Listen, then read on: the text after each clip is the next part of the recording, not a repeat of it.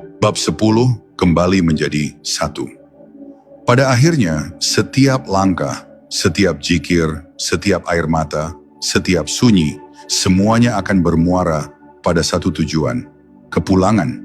Bukan pulang ke tempat, bukan pulang ke waktu, melainkan pulang ke asal segalanya.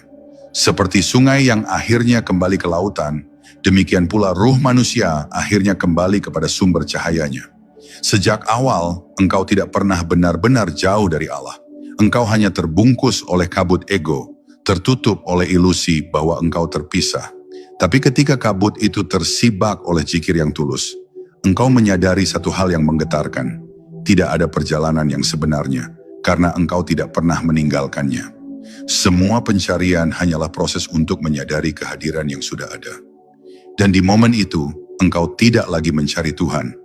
Engkau menyadari bahwa engkau hidup di dalamnya sejak awal. Kepulangan ini bukan sekadar tentang kematian jasad, tapi tentang kebangkitan kesadaran.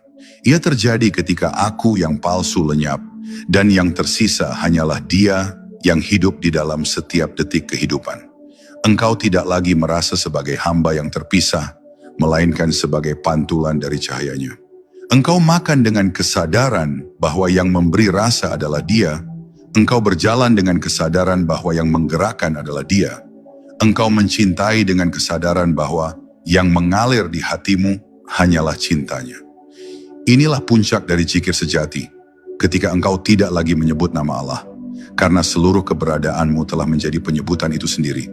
Engkau tidak lagi berusaha mengingat, karena engkau telah menjadi ingatan itu sendiri. Dalam keadaan ini, dunia tidak lagi menjadi lawan spiritualitas, tapi bagian dari tarian suci yang menyingkap kebesaran Allah. Setiap daun yang gugur, setiap angin yang lewat, setiap perpisahan, setiap kelahiran, semuanya menjadi ayat-ayat yang hidup. Engkau tidak lagi memandang kehidupan sebagai ujian atau beban, tapi sebagai kesempatan untuk menampakkan kasih-Nya dalam bentuk yang paling manusiawi. Engkau sadar bahwa Allah tidak hanya ingin dikenal melalui ibadah, tapi juga melalui senyum, kesabaran, kasih dan ketulusan. Maka setiap tindakanmu menjadi ibadah, bukan karena bentuknya, tapi karena kesadarannya. Engkau tidak lagi berusaha menjadi suci, karena engkau telah memahami bahwa kesucian sejati adalah ketika segala sesuatu dipersembahkan hanya kepadanya.